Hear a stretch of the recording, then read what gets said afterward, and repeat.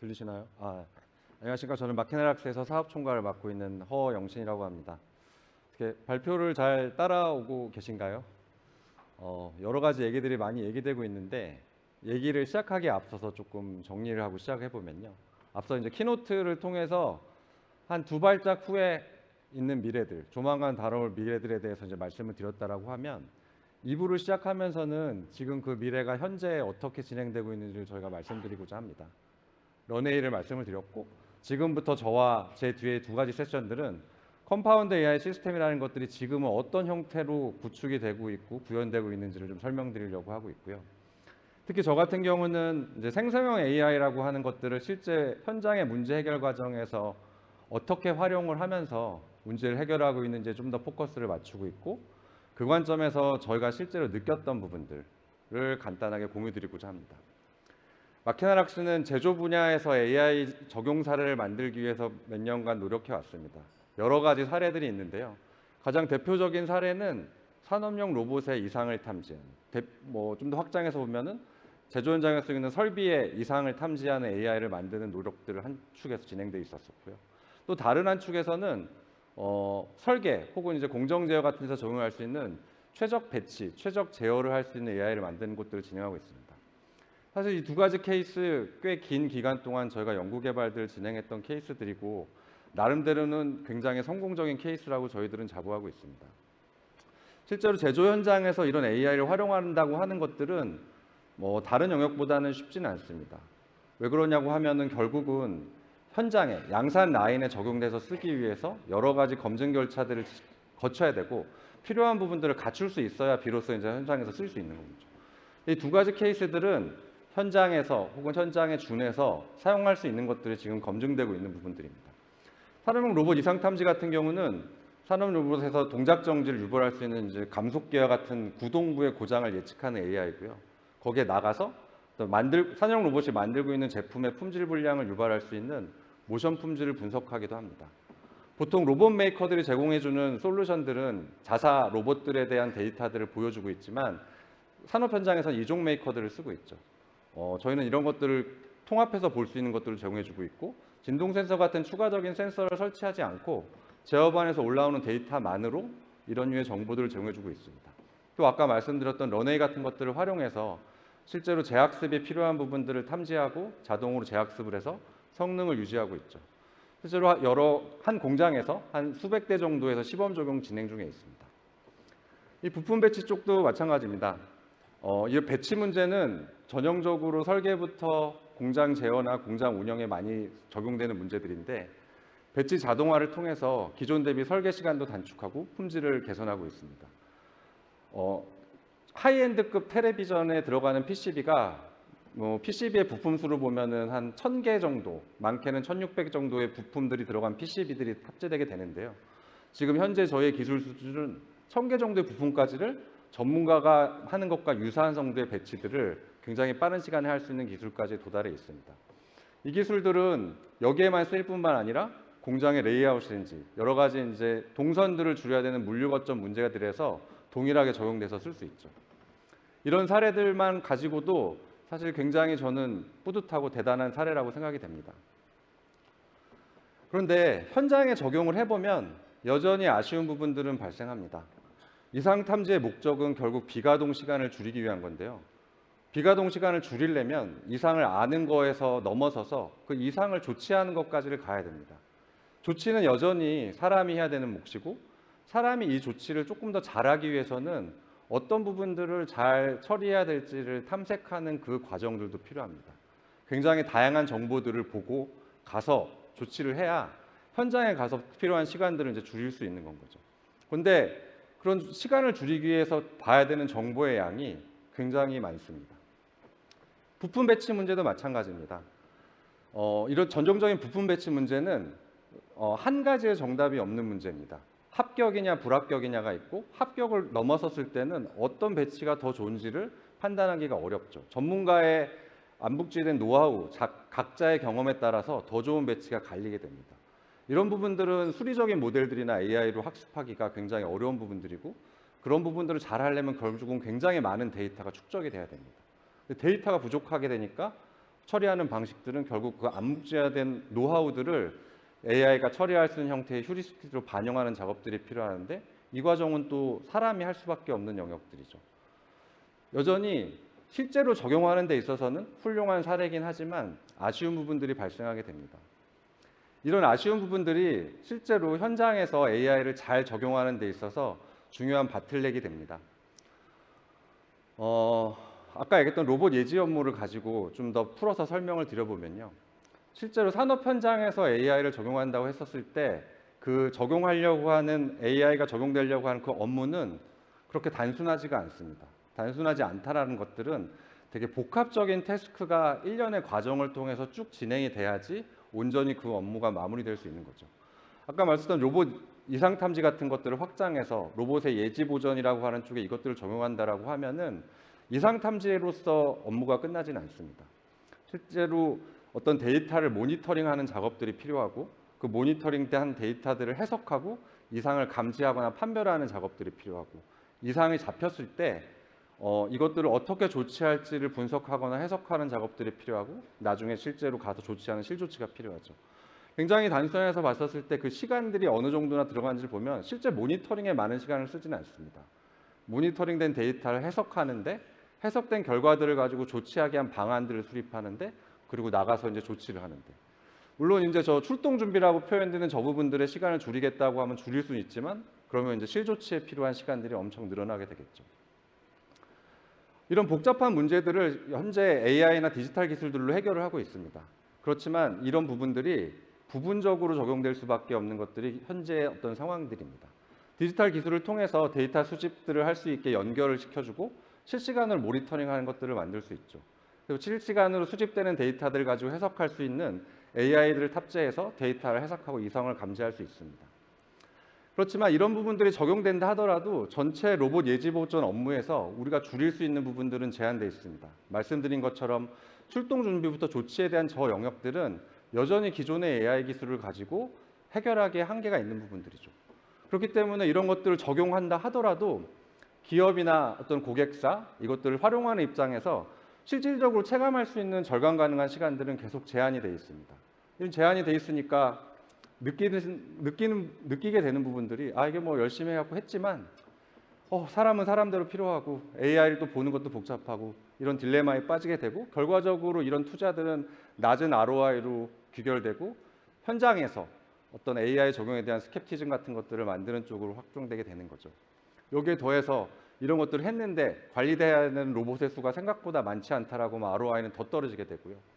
AI 모델의 정확도가 만약에 높지 않다라고 하면 더 효과적이지 않게 되는 거죠. 그리고 이런 것들을 AI를 가지고 얘기를 했는데 실조치에서 해야 되는 저런 부분들에서 굉장히 많은 작업들이 여전히 남다고 하면은 효과라고 하는 것들이 반쪽짜리가 될 수밖에 없습니다. 이 ROI를 높이는 측면에서 어떤 부분이 바틀렉인가 하면 결국은 아까 지목해서 봐야 할 부분들이 저 출동 준비에 되는 부분들입니다. 실제로 이제 앞으로 먼 미래 액셔너블 AI가 돼가지고 AI가 실제로 조치까지 해주는 미래가 된다라고 하면 완전히 하게 됐지만 가깝게 본다라고 하면 그 부분 여전히 사람의 몫이라고 했을 때 사람이 조치를 나가서 잘할 수 있도록 저 출동 준비하는 저 영역이 현재는 바틀렉이 되는 부분들입니다.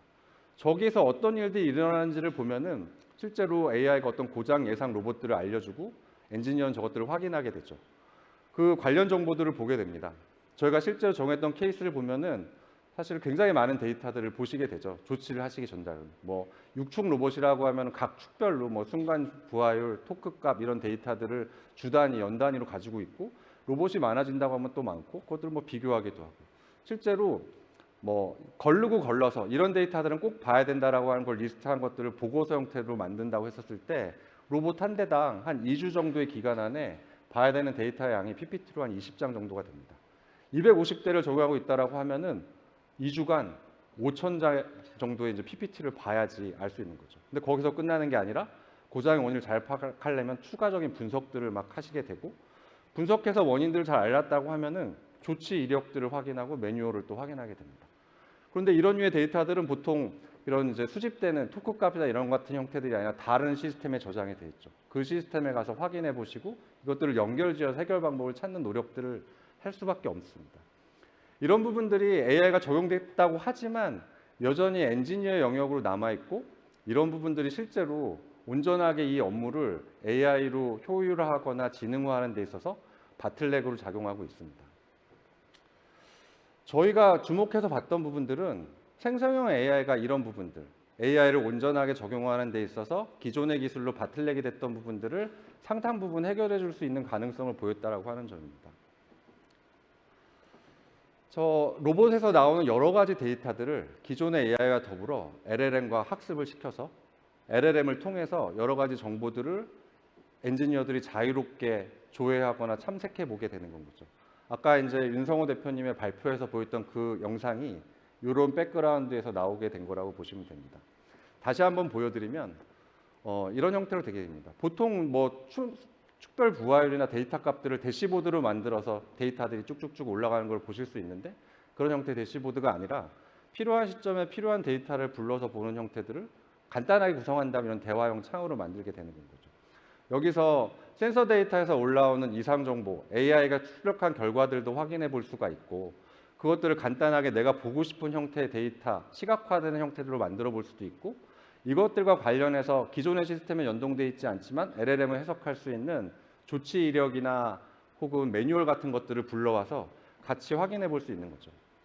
여기서는 기존에 좀 하기 어려웠던 자연어로 엔지니어들이 필요한 정보들을 호출하고 확인할 수가 있게 되고요.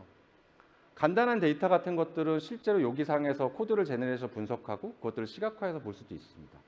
또 기존에는 한 곳에서 보기가 어려웠던 비정형 데이터 같은 것들을 쉽게 디지털해서 같이 활용할 수 있는 장점들이 있는 거죠. 이런 것들이 온전히 됐었을 때 여전히 아직도 가야 할 길이 많긴 하지만 예지보존 업무라고 하는 것들이 기존의 AI만 썼을 때보다 훨씬 더 다른 모습으로 바뀌어질 수가 있습니다. 과거의 수작업 형태라고 하면은 로봇이 제공하는 어떤 DB상에서의 데이터들을 보시면서 엔지니어들이 그것을 해석하시고 판단하신 다음에 출동 이력 준비를 하는 과정에서 조치 이력이나 이런 것들을 다른 시스템에 가서 보시고 실조치를 하셨다라고 하면은 많은 데이터들을 센서류의 데이터들은 기존의 AI가 해석하고 있고 LLM이 그것들과 계속 소통하면서 필요한 정보들을 가지고 있죠. 작업자들은 LLM을 통해서 데이터들을 확인하고 해석하고 출동 준비와 조치를 위한 준비까지를 일련의 심리시한 절차들로 마무리할 수 있게 됩니다. 이런 것들은 생성형 AI가 갖고 있는 강점 때문에 가능한 영역입니다. 뭐 생성형 AI 강점들은 굉장히 많이 들으셨을 텐데요. 다시 한번 이제 말씀을 드려보면은 LLM은 생성형 AI의 한 분류죠. 생성형 AI는 결국 뭔가를 생성해 주는 애인데 LLM이라고 하면 이제 언어를 예측해서 생성해 주는 애들이고 그 강점을 가지고 굉장히 많은 자연어들을 컨텍스트를 이해해서 검색하는 데 활용할 수가 있습니다. 기존의 어떤 검색 엔진보다도 컨텍스트를 잘 활용해서 필요한 정보들을 찾아주는 역할들을 잘 할 수 있죠. 언어를 생성하는 것처럼 우리가 필요한 간단한 코드들을 만들 수도 있습니다. 앞서서 엑사원부터 많이 보여주셨는데 시각화한다든지 간단한 기존 AI 인터페이스 같은 것들을 우리가 코드를 하지 않더라도 쉽게 할 수 있고 이런 것들이 또 기계가 이해할 수 있는 언어로 바꿀 수 있는 것들도 할 수 있어서 좀 더 나아간다라고 하면 제어의 영역으로 나아갈 수도 있습니다.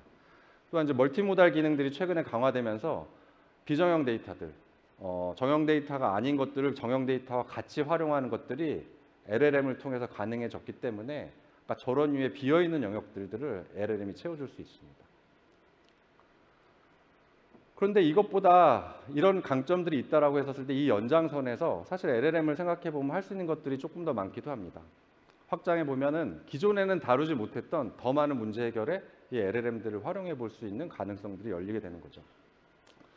이 케이스는 뭐 자세한 회사 내용이라든지 구체적인 데이터들을 공개할 수는 없지만 간략해서 설명을 드리면 어떤 고객사로부터 여러 가지 요건 정보들을 받아서 그것들을 생산해 주는 회사입니다.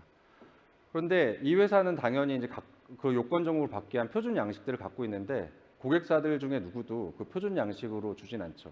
그거는 이제 고객사는 또 고객사 나름대로 양식들을 관리해야 되기 때문에 받아주는 쪽의 양식을 맞출 수 없기 때문입니다. 비즈니스로는 당연한 거죠. 또 도면에 여러 가지 정보들이 표현되지만 굉장히 다양한 위치에 다양한 방식들로 정보가 표현되게 되고 이런 부분들을 현재에서는 엔지니어들이 배정이 돼서 건별로 하나씩 해석하고 해석된 결과에 따라서 이제 공법을 설계하는 쪽으로 접근하게 됩니다. 많은 제조 현장에서 일어나는 유사한 사례들입니다. 이 문제들도 너무 익숙한 것들이죠. 수작업으로 처리되기 때문에 장기간이 소요되는 건 거고 장기간 소요된다는 것 자체가 그렇게 문제가 되진 않지만 만약에 주문량이 폭증하고 비즈니스를 늘려야 된다고 했었을 때 이 영역이 바틀렉이 됩니다. 숙련도에 따른 설계 편차 당연히 발생하게 되고 노하우가 암묵지화되기 때문에 이런 숙련공들이 이탈함에 따라서 핵심적인 경쟁들이 유출되는 부분들을 기업 입장에서는 고민하지 않을 수가 없습니다. 이런 케이스들을 기존의 AI로 접근하기는 굉장히 어렵습니다. 저 도면의 다양한 위치나 다양한 방식들을 전처리하는 방식들을 만드는 것들을 휴리스틱으로 만들 수 있긴 하지만 그거 하나하나가 다 엣지 케이스, 코너 케이스이기 때문에 모든 것들을 커버하는 것들을 만들기가 쉽지 않죠. 근데 최근에 나온 LLM 기술들을 활용하면은 이런 부분들이 상당 부분 가능해집니다. 기본적으로 아까 뭐 PCB부터 했지만 나와 있는 뭐 객체 인식이라든지 이런 기술들과 더불어서 그것들의 컨텍스트를 파악하고 특정 양식으로 그 정보들을 바꿔주는 형태들로 LLM을 생성형 AI를 활용할 경우에 활용한 도면을 인식하고 그것들을 자사의 양식들로 바꾸는 과정들이 가능해지고요. 이것들이 가능해져서 진행되는 공법 설계는 또 다른 가능성을 열어줍니다. 과거에는 엔지니어들의 노하우를 가지고 공법을 만들었다고 하면은 지금은 표준 양식과 그 가이드라인에 따라서 설계를 하게 되고 저것들이 표준화됨에 따라서 자동화할 수 있는 알고리즘이나 모델 형태로 발전할 가능성이 열리게 되고 그런 부분들이 반복되면서 데이터가 쌓이면 학습을 통해서 혹은 뭐 생성형 AI 같은 것들을 통해서 AI를 통해서 이 부분들을 자동화하는 쪽으로 갈 수 있는 길이 열리게 되는 거죠. 저런 류의 이전에 처리하지 못했던 복잡한 데이터들을 LLM이 해결해 줄 수 있다라고 가정한다라고 하면은 생각보다 굉장히 많은 것들을 기업 안에서는 해결할 수 있습니다. 실제로 뭐 ERP에 있는 경영관리 정보라든지 발주서, 설비관 문서, 뭐 안전규정, 매뉴얼 이런 데이터가 없는 기업들은 없을 겁니다. 이런 데이터들을 좀 잘 활용하는 것들을 고민하고 있다고 했었을 때 복잡한 시작이 아니라 LLM을 가지고 충분히 여러 가지 것들을 활용할 수 있는 것들을 만들어 볼 수 있는 건 거죠. 그렇다면 이런 LLM들을 활용하는 입장에서는 어떻게 봐야 될까 고민이 될 거라고 생각됩니다. 저희도 고민이 되고요. 여러 가지 정보들이 있는데 저는 이제 개인적으로 세 가지의 어떤 LLM의 특성들에 주목하고 있고 그런 관점에서 LLM을 도입함에 있어서 그런 특성들을 고려한 나름대로의 접근 방식들이 필요하다고 생각됩니다.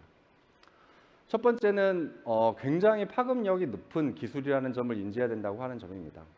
이런 서베이들은 굉장히 많이 보셨을 겁니다. 이건 엑센처에서 제공한 서베이인데 기업에 있는 임원진들, 경영자분들 혹은 엔지니어분들한테 LLM이 얼마나 도움이 될 거냐는 서베이들이 요새 구글에 치기만 해도 이제 엄청 나오게 되는 거죠. 거기서 근데 공통적으로 얘기하고 있는 부분들은 LLM이 굉장히 파급력이 높을 거라고 하는 점입니다. 이 서베이에서 얘기하고 있는 것들도 굉장히 여러 인더스트리에서 차이가 있긴 하지만 일정 수준 이상으로 다 LLM이 영향을 줄 거라고 얘기를 하고 있고 이것들 종합해보면 전체 업무의 약 40% 정도가 LLM에 대해서 대체가 되거나 혹은 영향을 받을 거라고 얘기하고 있습니다. 이런 게 기존의 AI 기술에서는 가능하지 않았지만 생성형 AI가 나오면서 가능한 거는 생성형 AI가 보편 지능을 갖고 있기 때문입니다. 스탠포드 4학년의 지능을 갖고 있다고 하죠. GPT-4는 그걸 늘어놓은 거 아까 좀 IQ 120 정도까지 올라왔죠. 그런데 이 보편 지능이라고 하는 걸 생각해 보면 그렇습니다. 지금 회사에서 어떤 부가가치를 만드는 모든 리소스와 노동력들은 근본적으로는 다 보편 지능입니다. 근데 그게 회사에 와서 경험과 노하우를 축적하게 되면서 특정 업무를 할 수 있게 되는 건 거죠. LLM은 그런 일종의 디지털 리소스들을 제공해주는 영향력을 갖고 있다고 볼 수 있습니다. 모든 업무의 40% 정도가 LLM의 영향을 받을 거라고 하면은 이 영향력은 거의 자연재해급 영향력이라고 저는 해석하고 싶습니다. 기후변화나 자연재해가 되게 파급력이 크다고 얘기되는 부분들은 우리가 거기에서 벗어나거나 회피하기가 되게 어려운 점이 있기 때문인 거죠. LLM도 그런 관점에서 볼 필요가 있습니다. 그런 자연재해급 영향력이라고 하면은 사실 이것들을 어떻게 회피하거나 다른 방식으로 대안을 만들 거냐라기보다는 결국 이거를 기업 안에 혹은 내 업무에 내재화해서 어떻게 활용할지를 고민하는 게 현실적인 접근 방안이라고 저는 생각합니다. 두 번째는 LLM은 여전히 되게 빠른 속도로 기술이 개발되고 있는 초기 기술입니다. 2022년에 LLM은 이 하이프 사이클에서 정상을 향해 올라가고 있었었고 2023년에는 정상을 찍고 지금은 이제 환멸의 골짜기로 내려가고 있다라고 하는데요. 환멸의 골짜기를 내려가고 있는 저 부분도 주목해야 될 부분이긴 하지만 저 가파른 기울기를 올라가는 속도, 올라가면서부터 꼭대기를 찍고 내려오는 저 속도가 굉장히 주목할 부분이라고 생각이 됩니다. 기술 개발이 굉장히 빨리 일어나고 있습니다. 처음에 LLM으로 대표되는 GPT가 나왔을 때 GPT가 아닌 다른 LLM 모델들은 GPT랑 비교해 보면은 쓸 수 없는 모델들이 많았었죠. 오늘 엑사원도 그렇고 라마라든지 최근에 나온 오픈소스 모델들은 굉장히 사용성이 높아진 모델들을 가지고 있습니다. 굉장히 빠르게 기술이 발전되고 있는 건 거죠. 이런 상황에서 이 기술을 활용하는 관점에서 주목해야 될 부분들은 아웃데이트된 기술에 내 회사가 스톡될 수 있는 위험을 어떻게 회피할 거냐는 점입니다. 핸드폰을 비유해 받는다고 했었을 때 매달 새로운 버전 핸드폰이 나오고 새로운 버전의 핸드폰이 계속 나오면서 가격이 싸지고 있는 상황이라고 했었을 때 비싼 돈을 주고 옛날 핸드폰을 살 만큼 사는 것처럼 이제 배가 아픈 일은 없는 건 거죠. 그런 위험들을 피해야 되는 것들이 필요합니다. 마지막으로 아까 말씀드린 것처럼 LLM은 독자적으로도 굉장히 파워풀하긴 하지만 다른 태스크들이나 시스템 기존의 AI와 연결됐었을 때 조금 더 강력한 도구들로 활용될 수가 있습니다. 이런 관점에서 결국은 LLM을 도입해서 쓴다고 했었을 때 이것들을 우리의 기존의 어떤 AI나 프로세스, 시스템상에서 어떻게 접목해서 쓸 거냐라는 부분들이 굉장히 중요하죠. 챗GPT를 만약에 쓰는데 챗GPT가 확장성을 공부해주지 않고 코드를 공유해주지 않는다고 했을 때는 그거 그 자체로 서비스로밖에 쓸 수가 없고 우리가 그것들을 변형해서 쓸 수 있는 가능성들은 줄어들게 됩니다.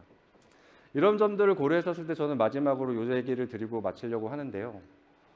너무 당연한 얘기이기도 하지만 LLM이 갖고 있는 그 말씀드렸던 특징들을 가지고 본다고 하면 조금 다르게 해석될 수도 있습니다. 첫 번째는 프로세스의 도입이라는 부분들인데 말씀드린 것처럼 결국 LLM은 회피할 수 없고 내재화해야 된다고 접근 방안을 세우는 것들이 필요합니다. 그렇다고 했었을 때 이 기술과 이 기술을 활용하는 체계를 분리해서 볼 필요는 있습니다. 이 기술은 계속 빠르게 개선이 되고 있고 누군가가 만들고 있습니다. 여기에 스톡되지 않고 이렇게 빠르게 변화되는 기술을 결국은 우리 업무에 맞게 잘 활용할 수 있는 체계가 실제로 활용하는 입장에서는 더 중요하다고 생각이 들고요. 이 전체의 과정을 일종의 여정으로 접근할 필요가 있습니다. AI 트랜스포메이션이라는 얘기를 오늘도 굉장히 많이 나왔는데 트랜스포메이션의 의미는 외부 요인으로 인해서 내부 DNA의 형질이 바뀌는 것들을 의미하고 있습니다. 그런 정도의 변화를 기업에서 요구한다라고 하면은 사장님이 혹은 리더가 어떤 것들을 시켜서 하는 것들이 아니라 구성원들이 굉장히 숨쉬듯이 자연스럽게 그 기술들을 활용하고 변화를 만드는 단계에 도달하는 것들을 지향하고 있는 거죠. 근데 그런 것들이 되려면 기술 하나 도입하는 것들이 끝나는 게 아니라 어떤 교육, 훈련, 도구, 그 과정에서의 변화 관리, 그것들을 잘 관리할 수 있는 일반된 정책이나 이런 것들이 필요합니다. 그런 것들을 다 갖춰야 시작될 수 있는 건 아니지만 해나가는 과정에서 이런 것들이 필요할 수 있다는 인지를 하는 것들이 굉장히 중요합니다. 마지막으로는 이런 소프트웨어적인 접근들을 얘기할 때 다 얘기하는 부분들이 스몰 스타트인데요. 기존의 AI를 스몰 스타트 한다고 했었을 때 스몰 스타트라고 얘기하긴 하지만 실제로 스몰 스타트 하기에 적절하지 않았던 상황들이 되게 많습니다. 로봇 이상 탐지를 하고 싶은데 우리는 데이터를 그동안 모아두지 않았는데요. 이런 케이스들이 되게 많은 건 거죠. 근데 LLM은 아까 말씀드린 것처럼 실제로 쓸 수 있는 데이터들을 이미 기업들이 많이 갖고 있습니다. 그렇기 때문에 작은 성공들을 통해서 변화의 어떤 불씨들을 일으켜보는 것들이 보다 더 가능해졌고 중요한 상황이라고 말씀드릴 수 있습니다. 짧지만 이렇게 발표를 마치도록 하겠습니다. 감사합니다.